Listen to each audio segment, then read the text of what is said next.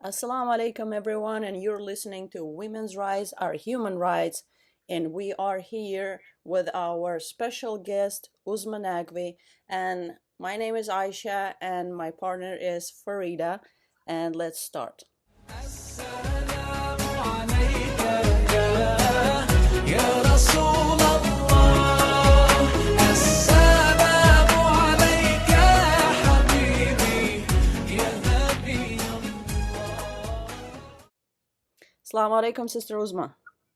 Alaikum assalam wa rahmatullahi wa barakatuh, dear sister. We're pleased to have you today. We really wanted to have this podcast with a life coach and who is Muslim, and welcome to our channel. Jazakallah khairan katheer for both of you, the amazing work you're doing. I'm very, very impressed. May Allah give you tawfiq and increase you in your tawfiqat. And I hope that I can do justice to today's podcast, inshallah. Ameen, Ya Rabbil Alameen. So, Sister Uzma, please tell us a little bit about yourself. Well, my name is Uzma Naqvi. I am based in the UK, although I work globally because all of my work is online. I work with Muslim women, and I'm a holistic transformational life coach, which means that I help women get unstuck with whatever life issues they are experiencing. But it's not just about getting unstuck. It really is about the root cause of what they are experiencing, why they are triggered about certain things. Usually, a lot of people are just getting past the actual symptoms, but I like to go deep and really get to the bottom of why this trigger is there in the first place. How do we get rid of that? How do we process that? How do we move on with that? And then connect everything. So there's a lot of work around mind and the heart and the inner being, and everything that I work on with a sister will connect back to spirituality, connect back to Allah subhanahu wa ta'ala, and help us to gain a deeper knowledge of who we are, why we exist, what the purpose of life is, how to have a very clear vision, and how to connect everything back to spirituality. So it's a deeply healing program called The Universe Within You, and that's essentially what I do. I'm a accredited life coach from the ICF, which is the International Coaching Federation, and also EMCC, which is the European Mentoring and Coaching Council. And I absolutely love what I do with a deep passion. So you probably hear that as I raise my voice when I talk about certain topics. It just automatically happens because it's just deeply coming from within. And at the end, I'd like to say that I am nothing but a wasila, a tool of Allah subhanahu wa ta'ala. Everything I do is from Allah. This is not me. This is just Him doing some of His work through me for our community. So if I can be of any assistance to anybody, it is because Allah wants that to happen. And may He increase our tawfiq in everything that we are trying to do and keep us on the path of our deen, inshallah. Ameen, Ya Rabbil Alameen. Beautiful, beautiful, Sister Uzma. Alhamdulillah, Jazakallah khair. Yeah, Jazakallah khair for being here. It's really amazing. And you remember, Farida, we spoke so many times. We need to talk to the life coach and get like some more deep knowledge about the issues we're talking about. MashaAllah, Allah brought you here. Really, Sister Uzma, Allah subhanahu wa ta'ala brought you here because it was from our heart, a wish from our heart. Alhamdulillah. And please share your contact information so in case some sisters in the future they need help of life coaching, how they can contact you. Sure. So I'm on most of the generic social media platforms. So you can find me on Instagram. I do a lot of videos on TikTok. I'm on Facebook as well. I have a private Facebook group called Take Control of Your Life. It's for ladies only. It's Muslim women only in there. And I put a lot of value and lives and things like that in there with different topics. So that's really useful. And you can contact me. All of my messaging is open to everybody. You can also book a call with me free. So you can have a discussion with me to talk about anything that might be going on. If I can be of an assistance, then I would open that up. And I have a website as well called uzmanaqvi.com. So it's just my name without any dots or anything in the middle. So Uzma Naqvi and then .com. So you're welcome to visit that. And I will leave you my LinkedIn link, and you can share that with your audiences as well, inshallah. Perfect. Yeah, I will share all your contact information under this podcast in the comments so anybody can reach out at any time in the future, inshallah. And beginning our podcast, and we have several questions with Farida that we really bothered about. And my first question was because we were discussing the abusive relationship and difficulties in relationship, how to save family and how to save marriages. And we found out that a lot of women are sharing with us that they want to save their marriages. It doesn't matter which relationship they're in, it's just hard for them. And they've been trying to reach out to their husbands and talk to them, or try to build this communication, make the communication with them to fix any issues in the family, but the husbands refuse. So they were not able to fix it themselves by talking to the husband. Most of the husbands, the reason is they don't like communicate, so they would just listen for the lady, but they would not respond, or they would not even listen. So, and then whenever the ladies are asking the husband to go to a life coach, or counseling sessions, the husband refuses as well. So, what in that case, in that condition, what a woman can do to save her marriage? It's a beautiful and powerful question, actually. Thank you for asking. This is such a common problem that I hear about. I work mainly with women, and subhanAllah, Muslim sisters have, alhamdulillah, come a long way. Not saying that brothers haven't made any progress, but sisters are much more inclined to do the inner work and really want to mend things. It's just in our nature, because we are nurturers, we are carers, and Allah subhanahu wa ta'ala has given us certain qualities that are innately built within us. So because of that, we always want to rise and do better and do good and make things even better. So before anything else, a woman who is trying to save her marriage from falling apart needs to really do some self-work. And I really genuinely cannot emphasize on this enough. Most women really hate it when I say this and begin the conversation with this, because they say, it's not me, it's him that needs to change. It's him that causes the issues. What self-work am I going to do, and how is that going to help? And this genuinely couldn't be any further from the truth. The thing is that 100% of us are carrying something or other within us from our childhood, which needs resolving.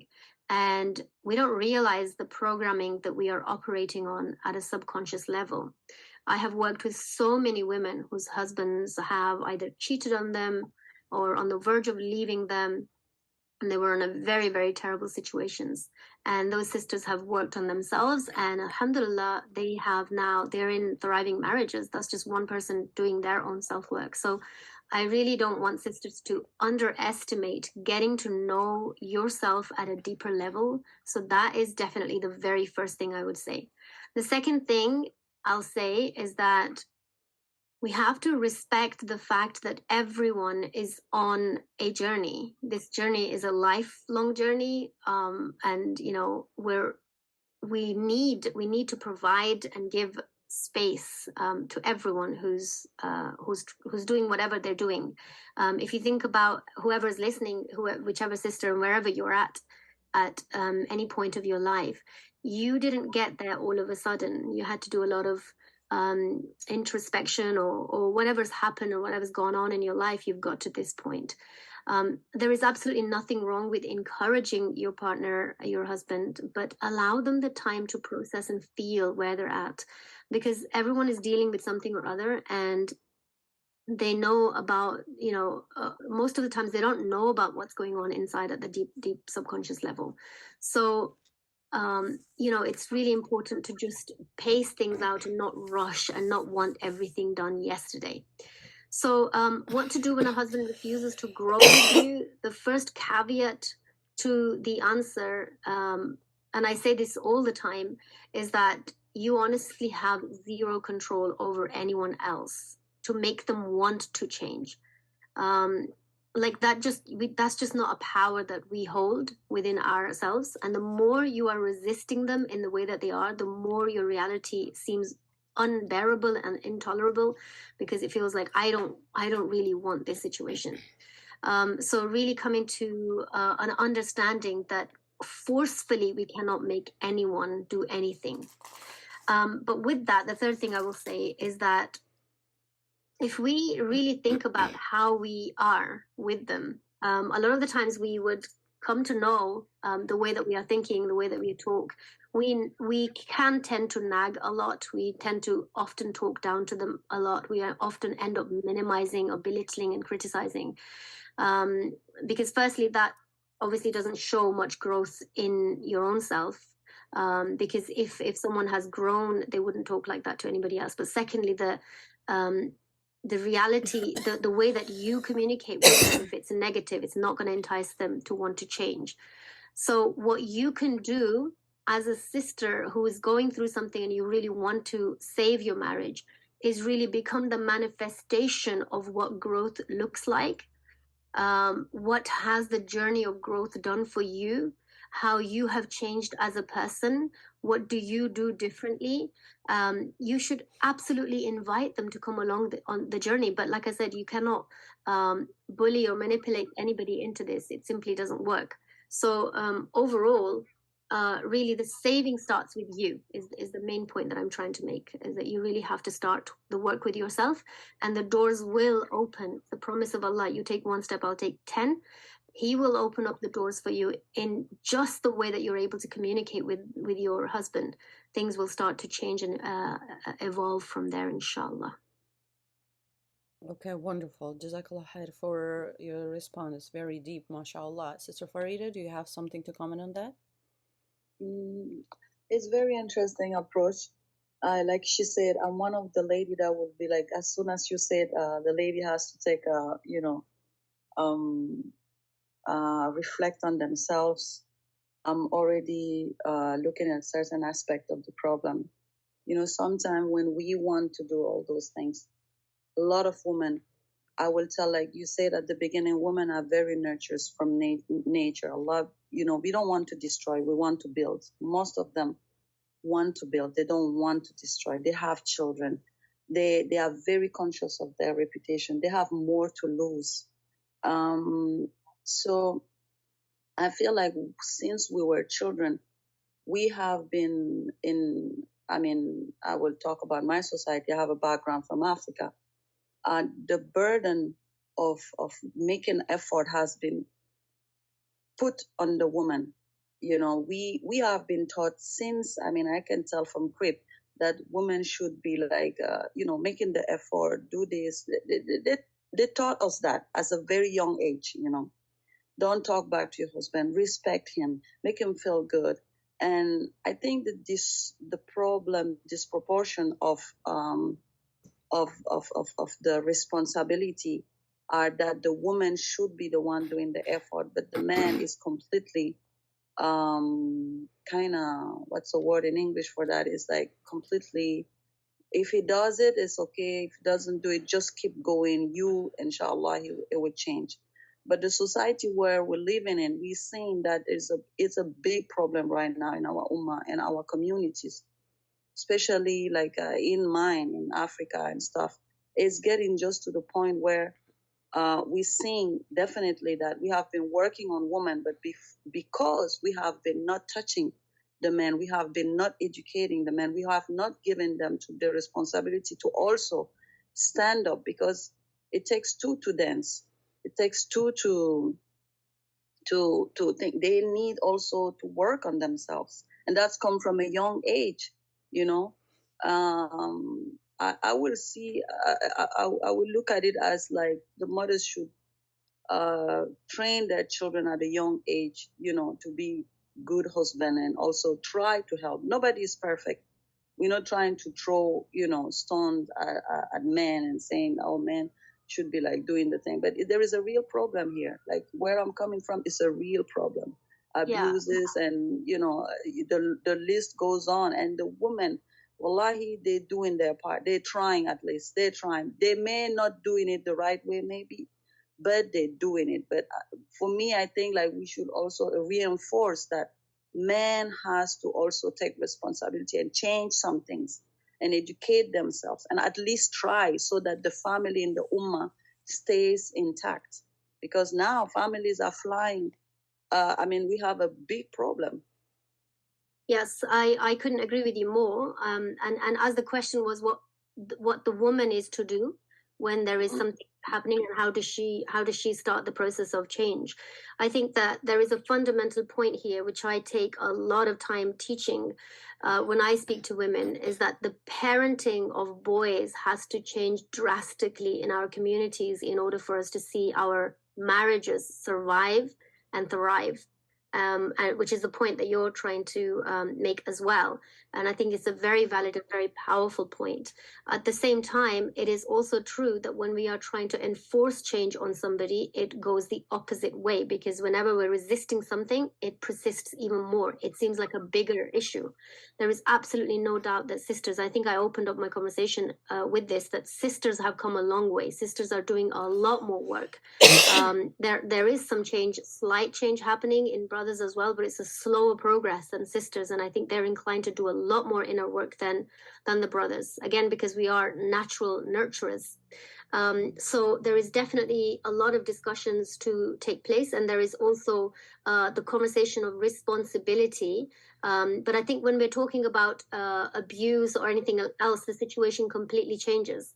Here we're talking about somebody who's having issues, but they're perhaps not the kind of issues that are the end of your tether, like right now the marriage is coming to an end. This is somebody who's having ongoing issues where somebody's lacking, for example, in helping with certain chores, or things that get on top of you. And we don't want to underestimate the emotional toll that takes on a woman as well, because often what happens is the lady's femininity, her charm, her beauty is compromised when she's constantly having to deal with all the emotional burden and also the physical aspect of life, all by herself.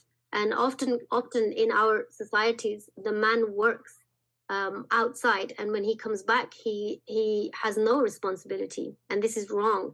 And I think especially now that the women are also in the workforce and there's a lot more imbalance, it cannot be that the burden is left on the women. So there's a lot of things to be talking about here. But when we're talking about coaching, because that was the question, what is a woman to do when she's trying to get her husband to do counseling or coaching and he won't?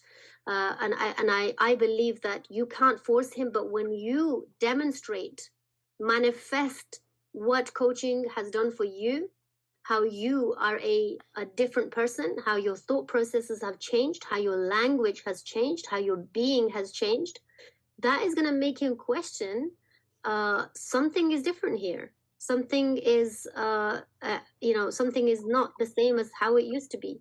And that is a far more powerful way for him to question what's changed and how it's changed than to say, you must come to a counseling session with me. Because you're going to find that even if he turns up just for the sake of the woman, he's going to be completely switched off and not really into that session. He's not going to really be interested, and it's going to be so bitter that, the actual session in itself will become the reason for more arguments. Yes, that's true. Absolutely, yes. Okay, as you were discussing, ladies, two things came to my mind, and one is the Hadith of the Prophet ﷺ, the closed meaning. I'm sure everybody heard of it. If you point one finger towards a person, four fingers look back at you. And that's what Sister Uzma, you were talking about, instead of blaming the husband in a healthy relationship, that is his fault, we better look back at ourselves and see what we could start changing within inner self of us to make this relationship bloom, And from the personal experience with my own husband, I see that, and we have healthy, good relationship, family, so no abuse or nothing. Whenever I want him to do something and I tell him to do it, he backs off, like what you said, But if I try to do something extra and come out of my way and to help him with his chores, or do something for him extra, what he doesn't expect, then he reacts the same back, So this is like a human psychology, I think, what you mentioned, Sister Uzma. Yes, exactly. And I think that sometimes when we're talking about inner work, it can be as deep as healing trauma, but it can be as subtle as changing very slight way of the way that your tone is, your tonality changes. So it's a very vast, field of what we're changing. And sisters will find that very subtle little changes in your day-to-day life can make a huge difference in the results that you end up getting. and how you ask for something to happen, or what changes in your day-to-day routine, actually it really has a big impact on the people around you, your children as well. I mean, not just your husband, but they're watching you, they're observing and absorbing your behavior, and that has an impact, because the queen of the house is the one that's going to be leading that castle. So if you yourself are mentally disturbed and constantly cussing and constantly being really kind of upset and triggered, then of course that's going to have an impact on the household that you're running, right? And everybody's moods, and the way that communication happens in that household is going to be very different than somebody who's calm, collated, understands their emotions, regulates their emotions, helps their children regulate their emotions, and keeps the house running in a certain way. That a husband in that household is going to be very different than one in a place where somebody's very disturbed all the time. Masha, I like that. Beautiful. Okay, Sister Farida, I think you have a next question for Sister Uzma. Yes, I was my question is about what are the crossing lines for women to recognize that the relationship they are in is unacceptable, and they have to get out. Because okay. Where I'm coming from, the main problem we have is that we let sometimes problem goes to the extent of the extreme. So you hear they kill, it goes really extreme, because we tend to let things, and they don't know. And most of the women will tell you, oh, he did that in the past, he did it, and all those things. You are horrified, and you're like, why did you say after that? But so it's like they don't know how to recognize. There is something they say in French: if you take a frog and you put him in a hot water, in a cold water, and you put the water on the fire, the frog will not move. He will just stay in the water till the water begin to boil. He will not have the reflex of jumping out of the water, and he will eventually die. But if you put him in a hot water, and he never been before in the hot water, and he touch it while it's boiling, he will have the reflex of jumping out of the water. So I think it's the thing with the woman where I'm coming from. They sit in those conditions because the society also is very much like, subhanallah, sabr, lama sabirin, just wait. So they don't know anymore when to recognize when is here is unacceptable, I have to get out. Yeah, a very, very, again, a powerful question, and I think one that we need to have lengthy discussions on, not just today, but as a recurring theme, because this is very important. And sometimes what happens is, sometimes it depends on the background of the woman, where she comes from, what kind of household she belonged to, what was okay and normalized in her parents' home, what did she watch growing up, what did she consume in her vicinity, in her surroundings when she was a tiny baby, what her mother's condition was while she was expecting her. So many things play a part, because what happens is, if your childhood was in such a household, in such an environment where abuse or anything like that, the crossing the line and not understanding the red flags was normalized, and as a woman you had to do sabr, and that's what you learned, then the amount of your tolerance level rises to a huge extent. What you deem appropriate and inappropriate, your lines will be very blurry, and in fact sometimes they don't exist, because you don't know where you've never seen a line being drawn. And so the background has a big part to play in this. Just because we can tolerate something doesn't mean to say that it's the right thing. Just because we have a high tolerance because of what we may have what we may have gone through, does not make it okay. So they have to learn and unlearn and relearn some of those things as to what is acceptable and what is unacceptable. So I think it's a very, very important discussion as we look around us. And but on the other side, if we look around us, there is the other side of it as well. And I'll talk about this if you give me a moment, I'll kind of break it down a little bit. But the feminist movement is huge, right? And there is a feminist movement that really pushes women to only see their own feelings and often it edges on lacking empathy to some extent.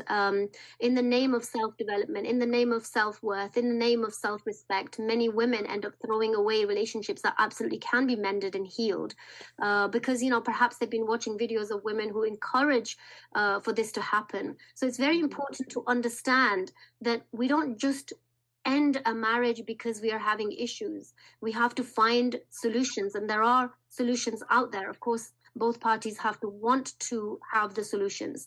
Having said that, of course, there are situations where you should never ever tolerate certain things.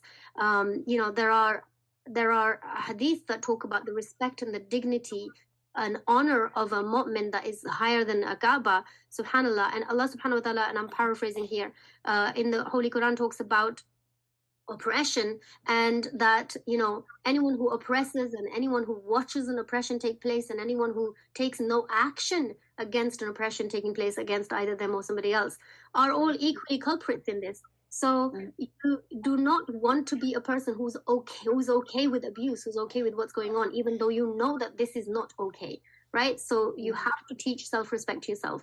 And I talk about this in a very extensive way within my program, The Universe Within You, because it's a very big topic. So it's really hard to kind of wrap it up in just a few sentences. But I would say that there are, if I was to narrow it right down, there would be 3 types of unacceptable behaviors when you know that you have to take a stand and you have to walk away. And one is reoccurring, and reoccurring being the important word, reoccurring infidelity.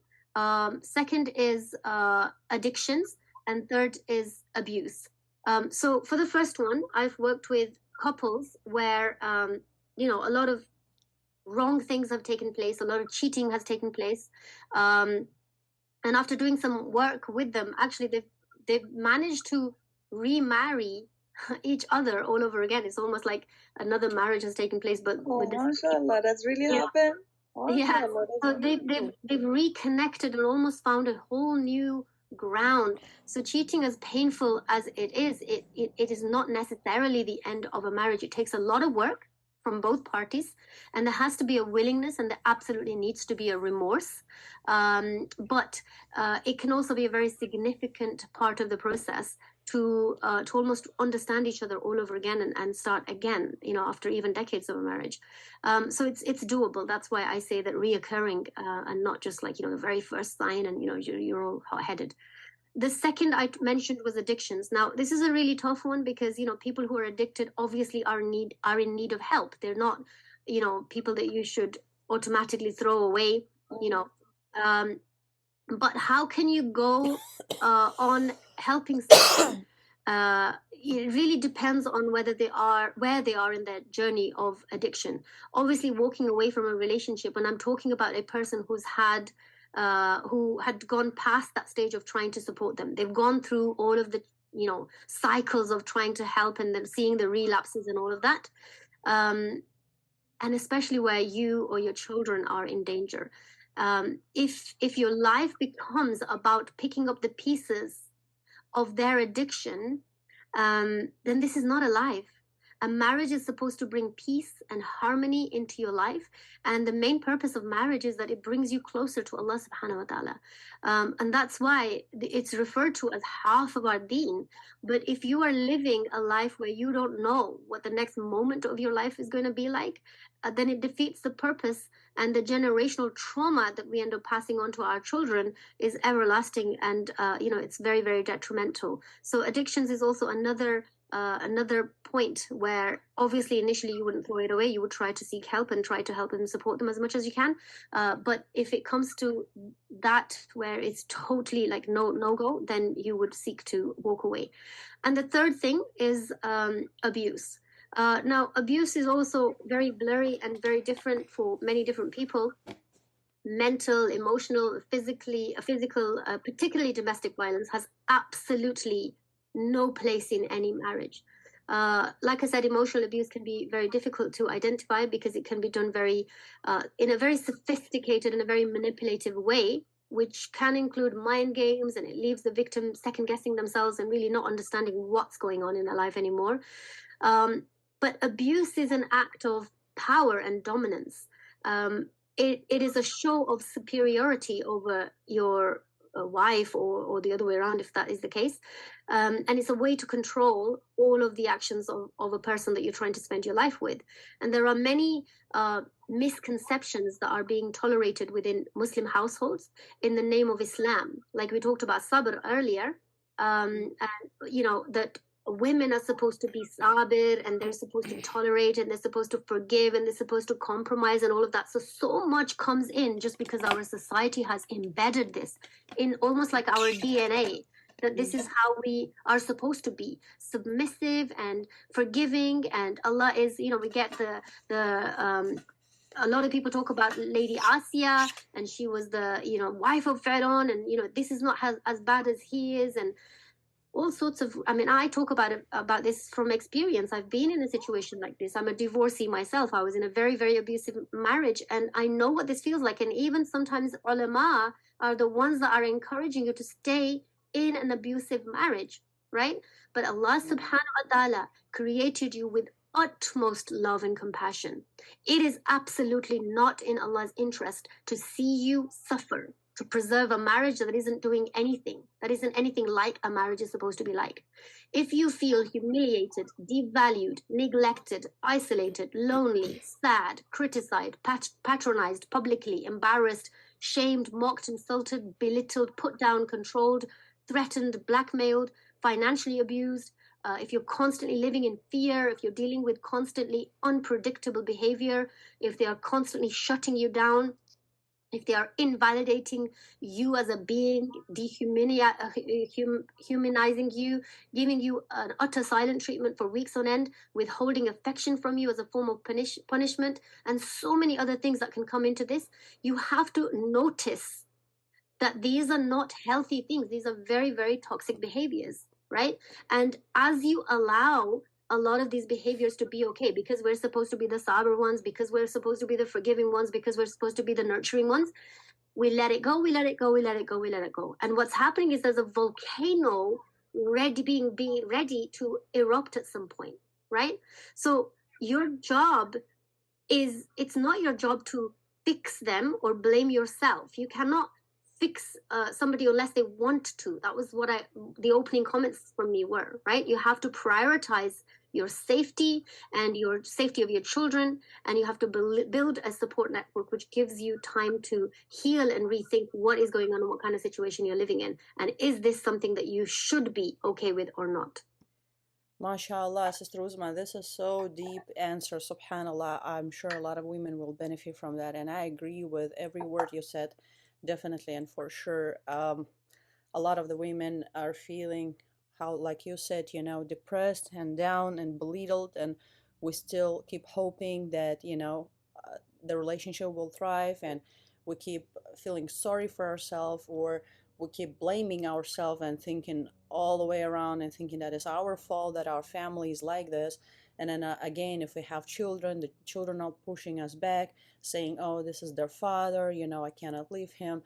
And then if we're financially unstable, we don't have no place to go, we don't have parents, we don't have families, that's also pushing us back. And it's just becoming a deep, deep hole where it transmits to our children this kind of family system and this abusive relationship. It passes on to our children, and then we see our children grow up and they go to the same type of relationship, whether they become abusers or they become abused, and this snowball, it just never ends. So I appreciate your help and saying all that. Inshallah, we'll move forward. Just before we move on, I think that it is important, just because I mentioned kids and you've mentioned kids, the generational trauma.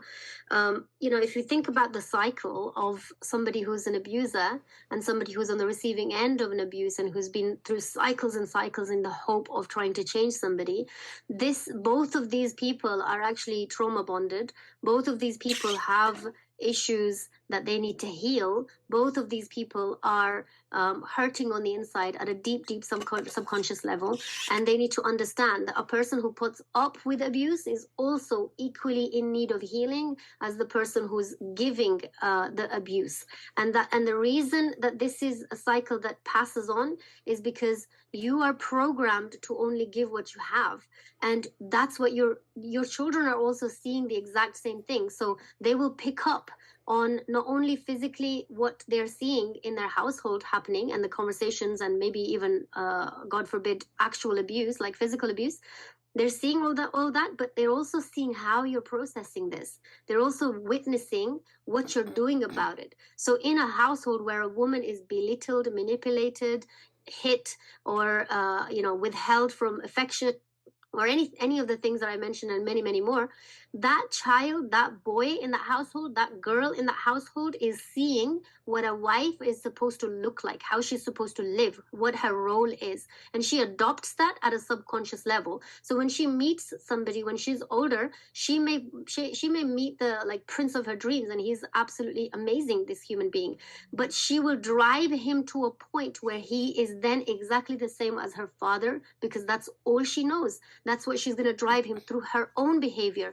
She will, because she's trauma bonded, because she hasn't healed what she saw, because what's in her, what's programmed inside of her, is what's driving all of her actions. So it is imperative. It's not a luxury. It is imperative for our women. This is why the work I do because, we don't understand the impact of what we're living here. We're not looking at it deep enough. We think somebody's being mean because they're just a nasty person. They didn't just wake up one day and decide to be a nasty person. This has been a lifelong pursuit. This is something that's instilled inside of them, and most of the times they're not even aware of it. So I think it's an important point to note that we're not just affecting our children because of what we're going through, but also because of what we are carrying on the inside, and we're passing it right through to them so that they can pass it on to their own kids as well.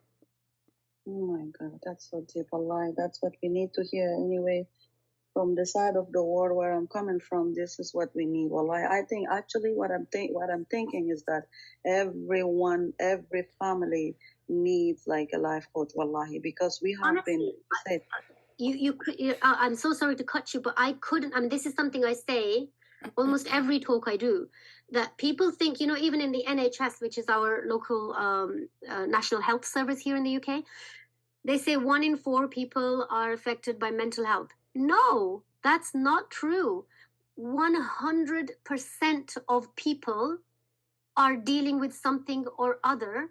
And there is nothing wrong. There is a big taboo in our communities where if you're going out to seek help, then that means that you're failing at life, and you as a woman aren't the real woman, and you should have been able to do it. But no, this is all wrong and ancient way of thinking about things. We have to rethink our strategies. We have to rebuild our families. We have to reparent our children. We have to reparent our own selves. And if we don't do this from scratch, we're only passing on the trauma that we're carrying again and again and again. And this cycle carries on until somebody, and Allah brings somebody in every family, in every dynamic, and that's usually the quote unquote the black sheep of the family, is the one who stands up and says, no more. I will not tolerate this. I need things to change. And they are the ones that revolutionize a family as a whole. But it takes a real hit. It takes a person to get through a divorce. It takes a person to lose a loved one. It takes a person to, go through cancer or something huge for them to actually be shaken enough to say action needs to take place here. And I think that there is another way, which is just looking around you and seeing and analyzing your own life and seeing that this is not how Allah wanted us to be. He created us with the potential of being ashraful makhluk, like the highest of creation, and we live like ants sometimes, crawling on the floor. Why are we doing that? Because we haven't realized who we are and what we carry and how we can live our lives to the highest of good. So there's a lot of waking up to do. Oh, subhanAllah, that's so true. I think if I could add something, it will be like advertising just for life coaching. That's all. I mean, like I said, every family where I'm coming from, we all need like just coaching, like you said, reintrospection.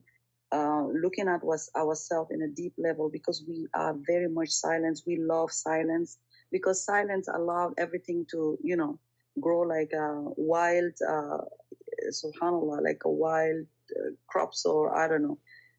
It's just amazing how, like you said something. It's a general generational trauma.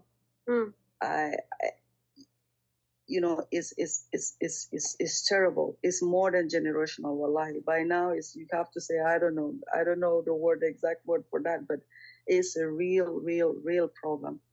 And yes, it's not a man and wife problem, it's a everyone problem.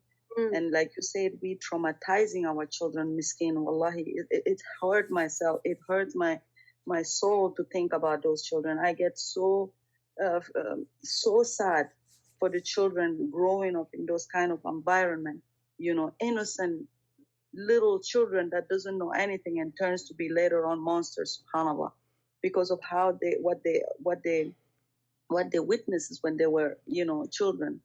Because as a society, we don't want to just change. And this is we need to change. We need to see the elephant in the room and just acknowledge this and try to change and fix it. Because there are ways, like you said, we just have to go for it, inshallah. And Islam has recommended that, Islam has shown us the way. But most of the time, we don't want to change. And that's where it becomes, something without barakah, mashallah. It's just sad to see that. But advocating for what you're doing right now, wallahi, we all need that. We all need that, definitely. 100%. And, I myself, my life turned around through coaching. And, had I not looked into this area, I'm somebody who has had a lot of difficulties. I've been, I've attempted suicide 5 times. I was at the end of my everything. Like I couldn't function anymore. And I've been married more than once and end up in divorce, and I have children, and it's single parenting, and everything gets on top of you. Eventually you cannot cope anymore. And this is all because of lack of self-awareness. This is all because you don't look within to see. You're playing the victim the whole time. They did this and he did this and she said this, and it's always about somebody else, but you're not seeing what you are carrying inside of you and how that's impacting the life that you're living. And I think that when women, in fact, not just women, children, women, men, everybody in our communities start to realize that we as beings on our own have a responsibility towards ourselves, and we cannot really even reach God without knowing ourselves, because we have to have the logic and the understanding and the pathway to get to our highness, like how loved and with how much love and compassion Allah created us. And without that, it's really hard to navigate life successfully. You will even, once you said it's so true, wallah, you will even lose iman. You know how many Muslims don't hate Islam? Yes, they will not tell it out loud, but when they are alone and comfortable somewhere, they will tell you they hate it. Yes. Exactly. And this is lack of self-awareness. That's what it is. Connect Islam with whatever going on with them. Like you say, they don't understand. It's not Islam. It's the environment where they are, and make them feel like it's Islam who wants that condition, but it's not Islam again. Exactly. Yeah. All right, ladies, it was really inspiring listening to you, and I wanted to share something from my end as well.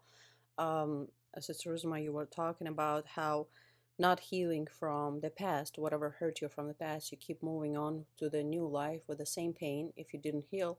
And I want to reflect on my own life, because I was married for 12 years, and then I had a divorce and a very abusive relationship and a very hard divorce. And then I remarried quickly. And we've been talking with Sister Farida while I was in the stage of divorce in the process. And she told me, Aisha, you need to heal. And what happened with me, I was in denial.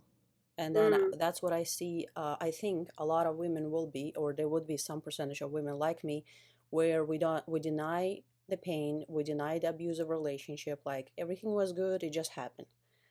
So like you don't recognize the abuse you've been through, because there was no physical, it was mental, and mental is harder to understand than the physical, because you don't see this uh, big, deep damage to your mental state over the years. And I realized it only after I got remarried to my husband, and I saw that every conflict, any difficult situation, I would reflect back to my old relationship. And he kept telling me, I am not your ex-husband. Stop, stop putting on me his faults. That's when I realized that I was in an abusive relationship. So I hope that a lot of women, they just push away that denial to the back and be open and honest with themselves first and heal before they move forward. Because if we don't heal from inner self, like you said, we're just going to damage the next relationship and the next and the next, just because we didn't heal from inside. Exactly. Thank you so much for being vulnerable and sharing, because I know it takes a lot of courage. But I would like to say that the amount of women that I speak to that come to me initially with the interest of remarrying as a healing strategy, and as a coach, I can't tell anybody what to do. I can show them the pathway. I can point to the right direction, but I cannot say do this or don't do that. But in this instant, when they say to me, I'm in the process of talking to somebody else, but I only got divorced like such and such months ago, whatever. I say to them, stop. I honestly, I'm gonna, if I have to be almost like direct to you, I will have to be direct to you. But you are literally just going to repeat the cycle unless you take the time to heal yourself. So pause the relationship and whatever you're thinking about doing next, because you're gonna break it with your bare hands. Yep. Without realizing it. And so this is very common, because a lot of women want to heal because they're hurting. Of course, they're in pain. Like going through a divorce is a very nasty deal. Like it takes everything out of you, and at the same time, you've got to look after children. That's a double whammy. Like it really knocks you out. And so you want to heal that quickly. If you think about somebody falling and breaking a leg, we give them good 6 months. We say to them, go rest. Don't walk on that. The hospital will take care of you. There'll be ointments and there'll be exercises and there'll be physiotherapy and all sorts of things. And we give all that due attention for the bone to come back. But when we break our hearts, we want to mend it like yesterday. We want everything to happen right now. We don't want to feel this pain and this uncomfortable situation that we have to go through. The pain that we have to suffer is such a deep blessing from Allah subhanahu wa ta'ala. It's there to wake you up, and we don't wake up because we don't look at the pain. We don't see the message within it. We don't see what Allah's trying to teach us. We're just skipping that. We're bypassing that. We're rejecting that. We're denying that. We're running across it, and we're trying to cross that bridge so quickly because we want to shut our eyes to our past. We want to move on to the next best thing, or we think it's the next best thing, but it's the next monster in the closet waiting to eat you up alive all over again, because you are going to take all of you and all of your trauma and all of your past, and now even added more trauma of the divorce as well as your past and childhood into the new relationship, which is going to be detrimental to you. Exactly. Ooh. Yeah, that's what's happening. I feel it. Ooh. That's my life. We need to call you, Sister Uzma. That's all I know. We're going to call you every day. What's your schedule already? I want to know.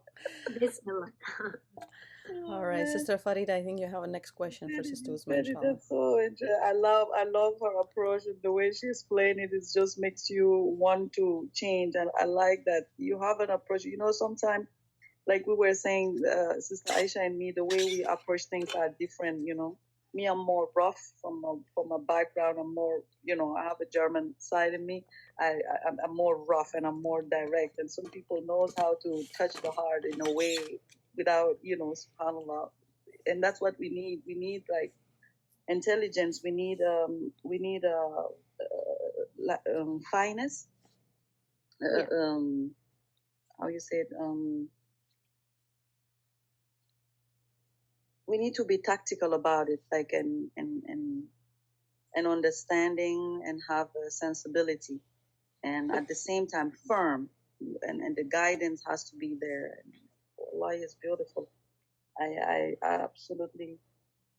I think I'm just gonna be like Sister Uzma. I have to call her now. Shukran. It's Allah subhanahu wa ta'ala. I am nothing without the blessing and tawfiq from Allah. And, I would humbly request whoever's listening, and to you both sisters as well, to please keep me in du'as. so that, Yeah, mashallah, mashallah. May Allah guide you every time. Allah, give you successful by, what you're doing is, mashallah. You don't even know the level of barakah that you can put in a whole ummah, what you're changing, wallahi. This is I don't know. It's a big blessing, mashallah.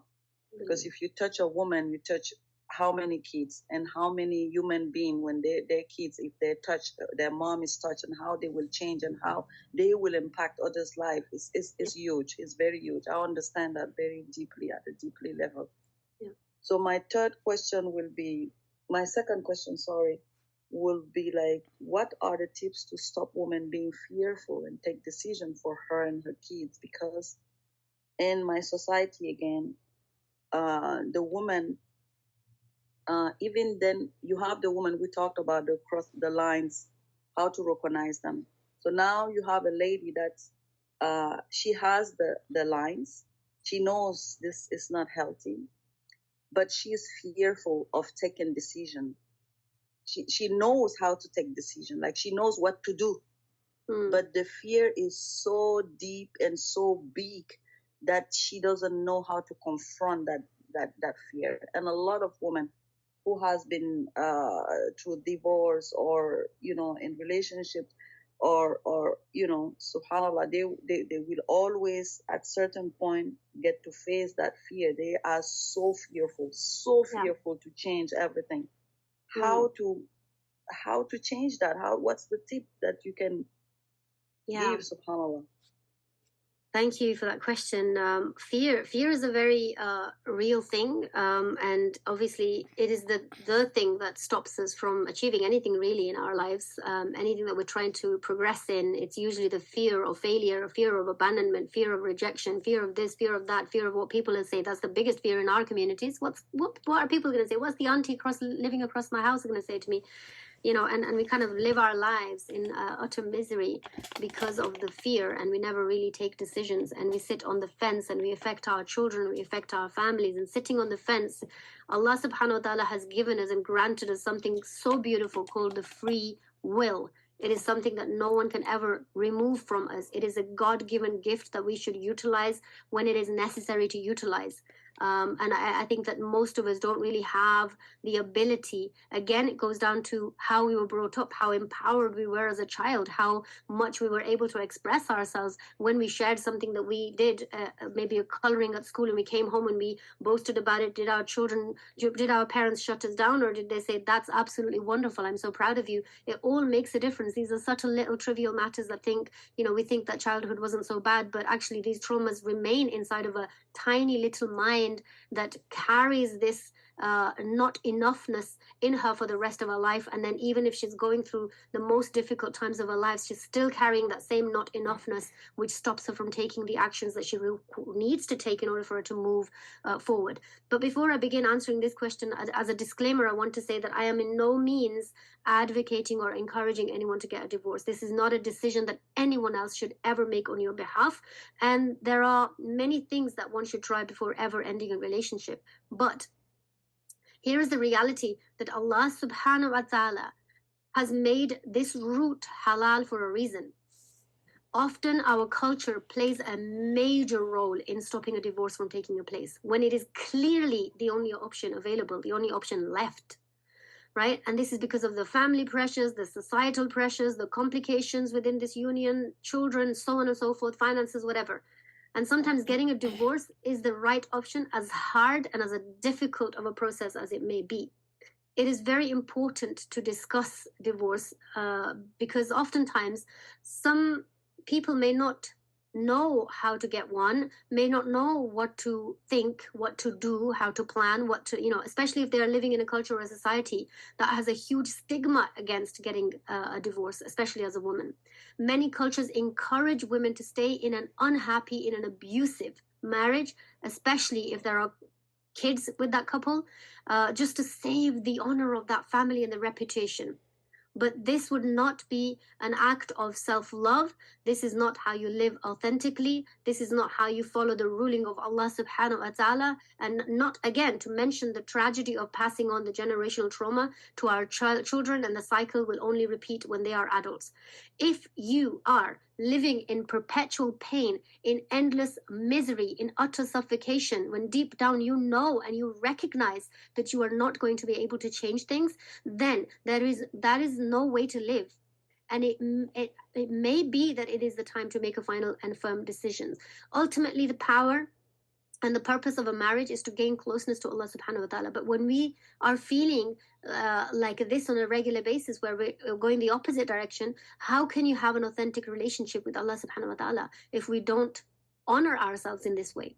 So taking a huge decision like this can be very daunting.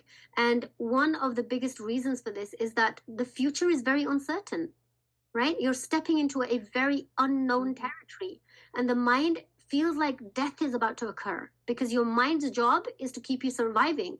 And when it cannot see the next steps forward, it doesn't know how it's going to be. It says, like, let's not do this, because our safety is in the comfort zone that we've created. Now, that comfort zone is not very comfortable at all, because it has abuse in it. It has belittling in it. It has manipulation in it. It has all sorts of things in it. But it's a familiar territory for the mind, right? So it will choose to keep the familiar territory, as opposed to taking an action to take it to somewhere where it's an unknown territory, right? So that's just the way that mind works. It's the way that it was developed, right? And a lot of women describe a divorce as a, I'll be going back to square one. But honestly and truthfully, with my hand on my heart, I tell you, there is no such thing as square one. I teach this to women in a very, very deep way. Getting a divorce teaches you some of the most valuable skills and life lessons that are transferable for the rest of your life in so many other situations that you're going to be able to use them. But you have to have the right mindset. You have to have the right pathway to be able to see it that way. If you don't, then you see nothing but misery. You see nothing but failure. But it is not a failure. It's all there to teach you. Everything is shaping you for liqa'i Allah. Everything is teaching you so that you are ready to meet your Lord at one stage, right? If a decision has been made that this is the end of a relationship and you are definitely ready to leave, then I would say you would start by planning ahead. Okay, so you don't do this immediately unless there is an emergency, obviously, for the safety of your children and yourself. If you have to flee, then that's a different matter. But I'm talking about somebody who's planning, who's actually thinking about this long term. So the first thing is going to be put a plan in place. First and foremost, you must emotionally detach yourself so that you don't keep getting wrapped up into that drama and the toxic things and the arguments all over again. Because you know why, sisters? You are going to need every iota of energy to be able to make this to happen for yourself and for your children. So do not attach yourself emotionally any longer. It's as if it's come from one ear and gone out of the other. Like you don't even exist anymore. Like there's a silhouette of you and you're not really there. It doesn't affect you. It bounces off of you. There's a hisar around you. Read Ayatul Kursi, Chal whatever you need to do, and let it bounce off you as though it's not even there. Get Allah to help you to emotionally detach. That's your first thing. The second thing is write down a plan for clarity. Obviously, please don't put it where he can find it, but write down a plan so that you can get clarity, right? Because your mind can get muddled up with so many thoughts. By the way, you have about 80,000 thoughts a day. That's a lot of damn thoughts, right? You want to get clarity and you're not going to be able to, you think you know what you're doing, but you're not going to be able to get clarity until you put a pen and paper together and you start putting things down. So you want to get some clarity about what you're doing, why you're doing it, what to do next, and also start gathering information on your Islamic rights and also your legal rights and also your financial situation. Like, what does that look like? And what is that gonna look like? How does that transpire? You must never feel like you have to take such a huge decision all by yourself. Of course, ultimately, this is going to be your decision. I already said that.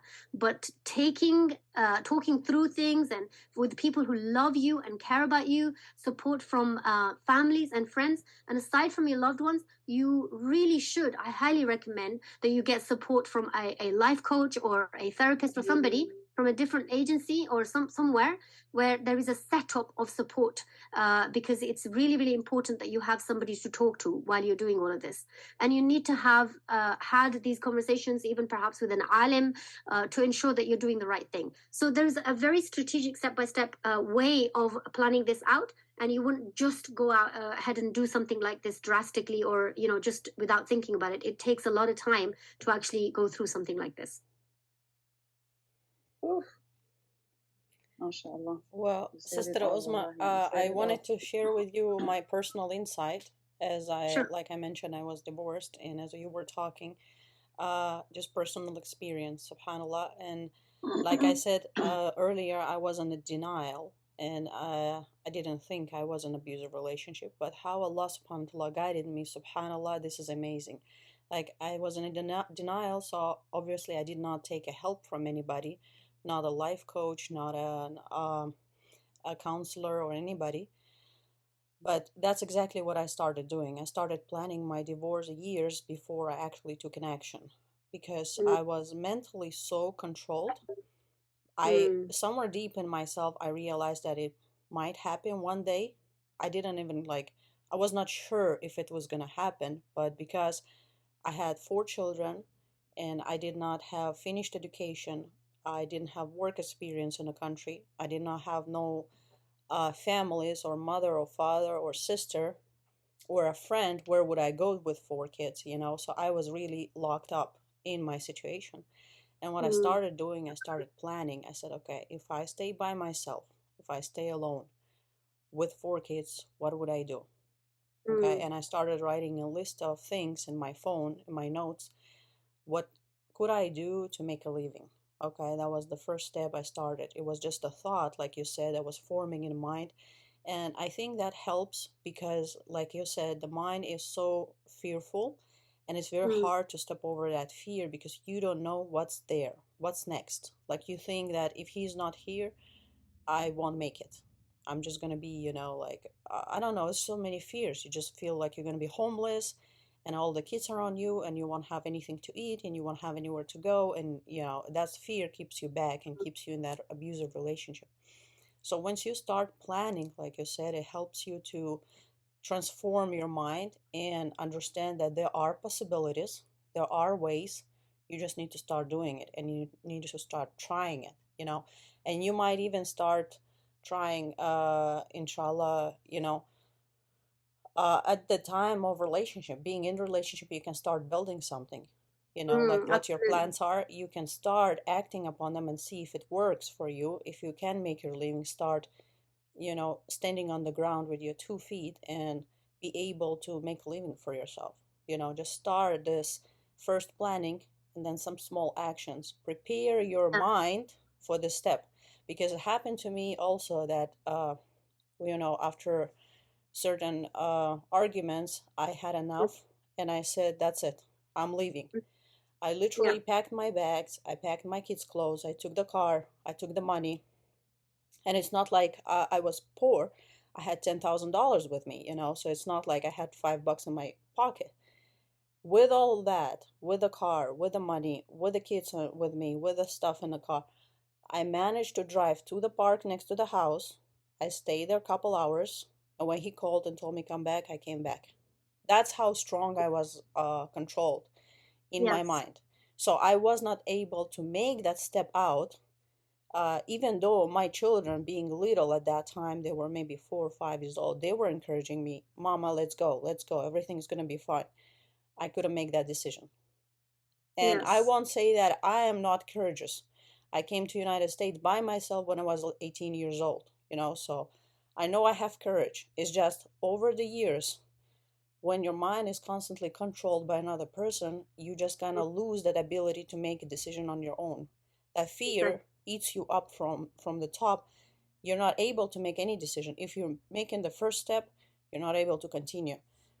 So that's what I said. Like, if you're in that situation and you feel that you cannot make the step on your own, you do have to have a help, like you said, of a life coach or a counselor or somebody to talk to who would help you to pass through the stage.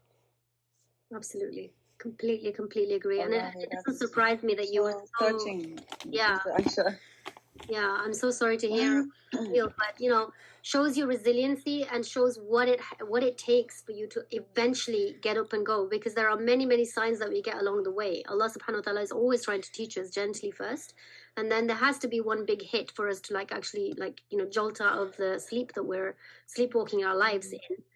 So subhanallah, may Allah give you even more strength and encouragement to be even She's stronger. a strong woman. She's a MashaAllah. strong woman. Wallahi, she's courageous. She's very courageous. But like she said, those things hit you, and we're all human beings. We can be on the floor. Even the bigger boxer champion get once beaten. Subhanallah. So Absolutely. And the mind is a very powerful tool, and this is the thing. Like if you can convince your mind to do absolutely anything, negative or positive.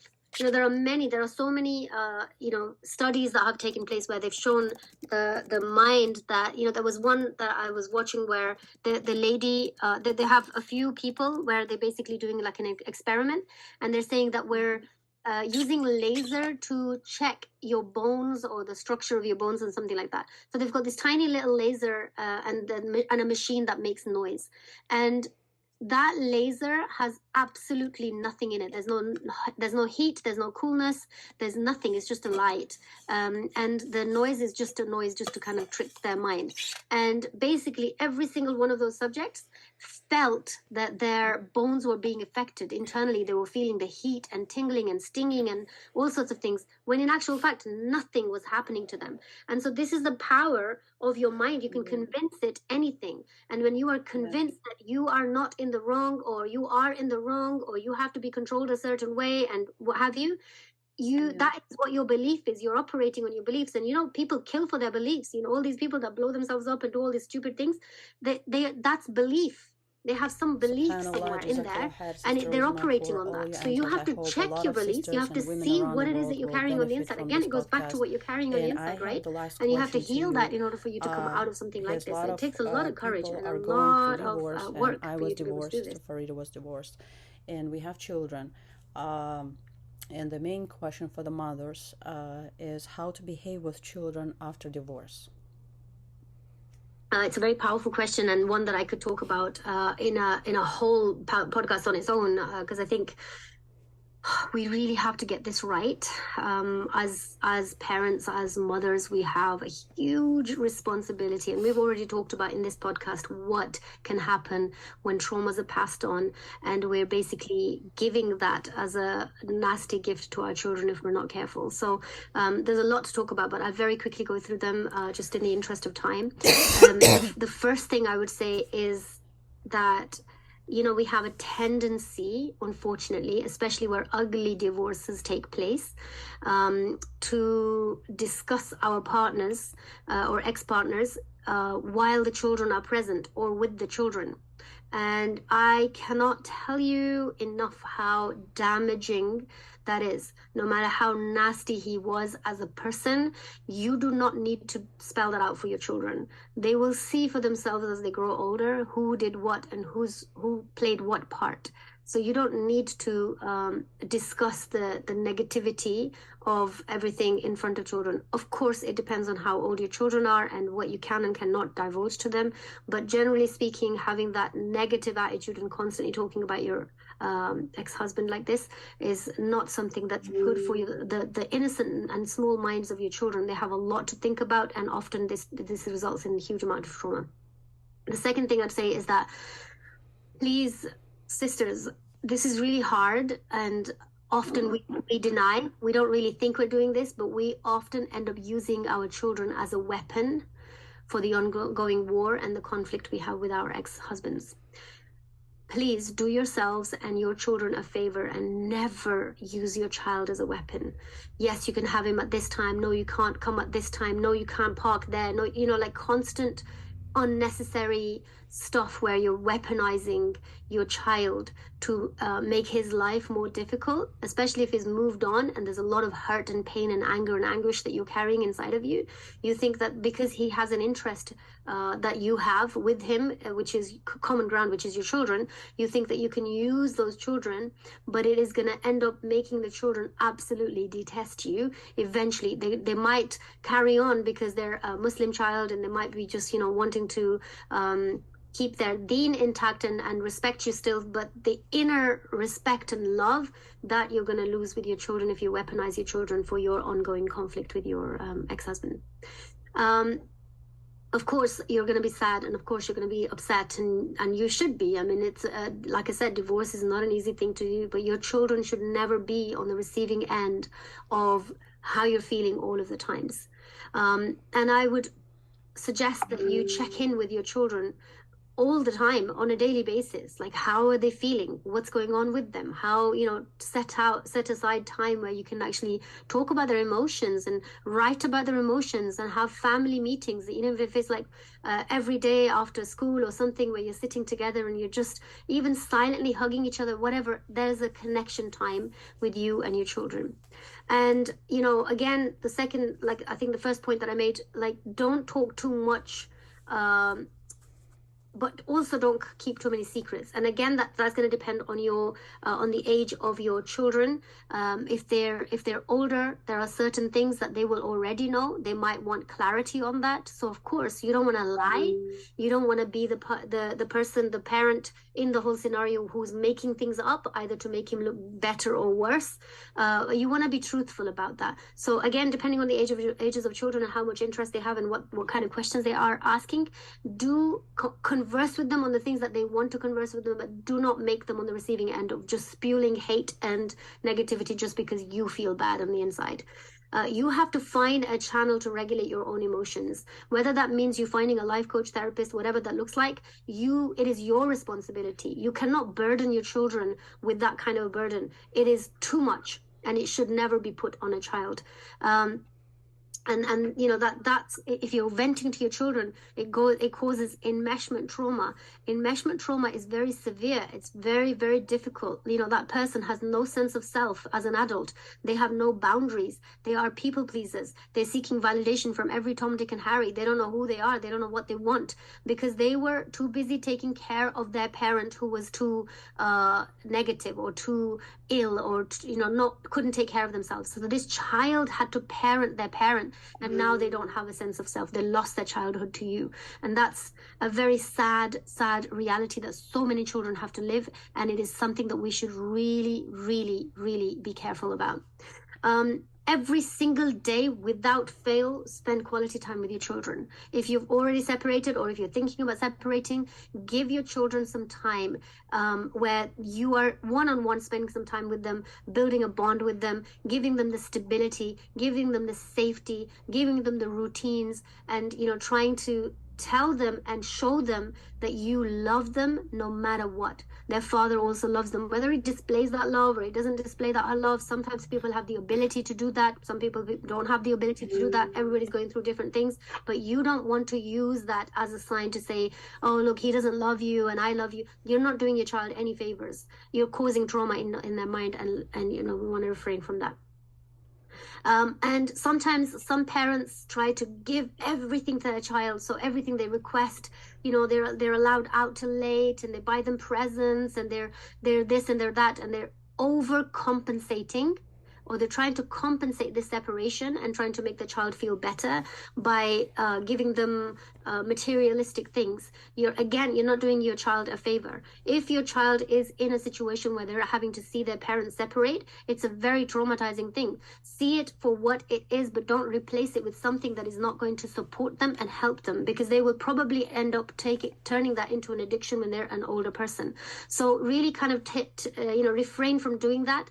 Don't overcompensate by anything, but really be real, be realistic, be with them, be connected. At the end of the day, every child is looking for connection. And please, the last thing I'll say, there's so much else to say, but I'm running out of time, but please do not interfere with their time that they have with their father. This is again something that a lot of women end up doing because, you know, they're bitter and they're angry and they're venting and they don't want to allow them the time. It is his haq, it is his right.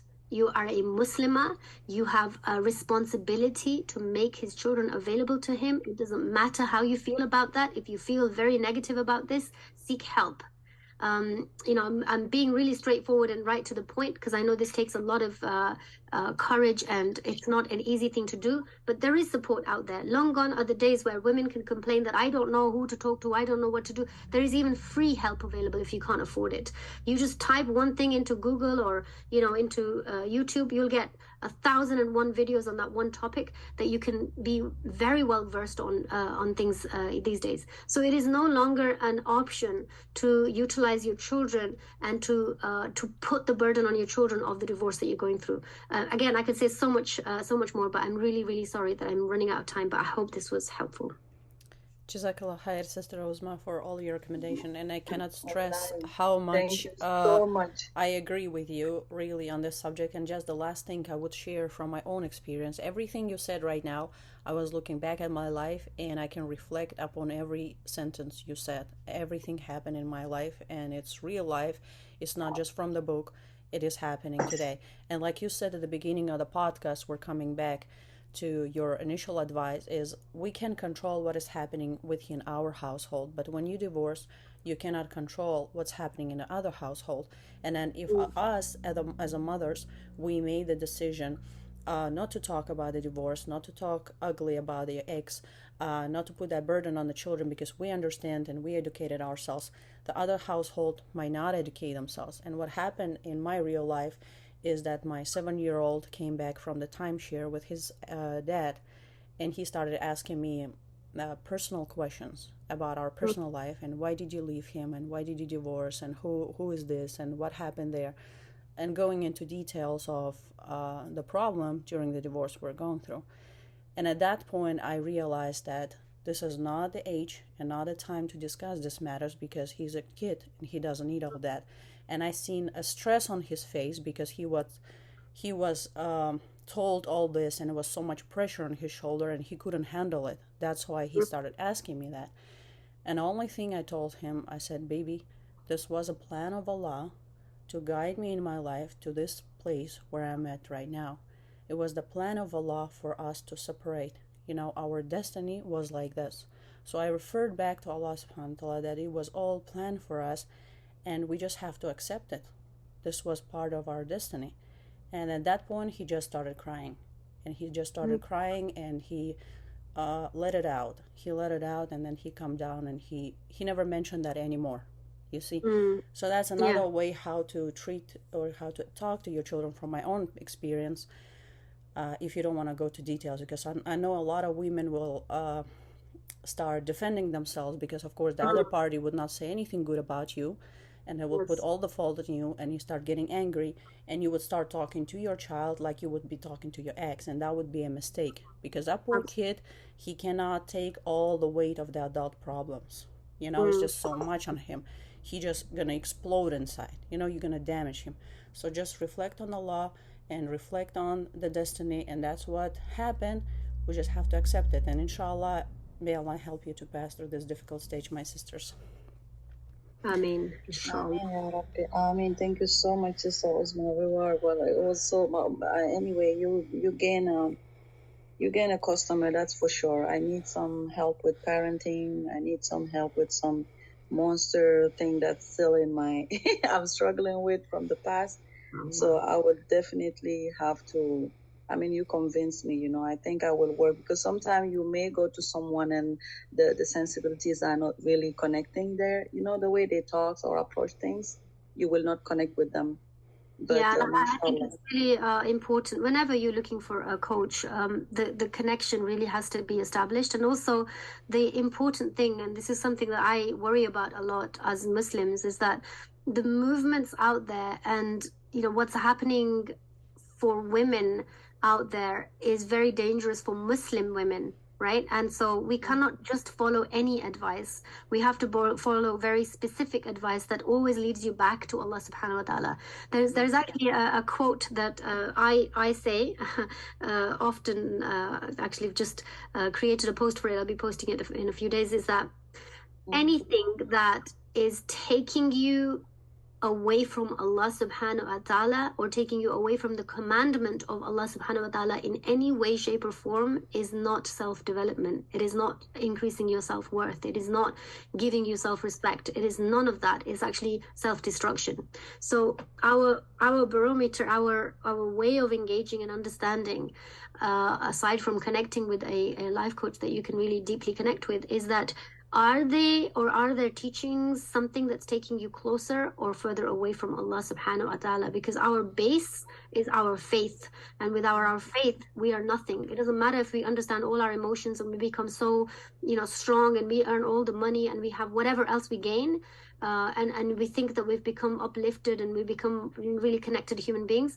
If that connection eradicates Allah subhanahu wa ta'ala from your life, then you've lost out. You've lost everything.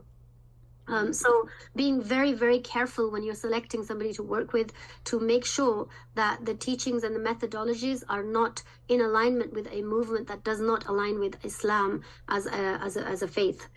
So I think it's very important to connect and really have a lovely, nice conversation and be able to easily open up to that human being. That's a really important thing. But the bigger goal is to make sure that they don't lead you astray.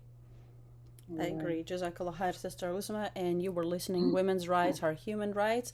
And inshallah, we see you next week.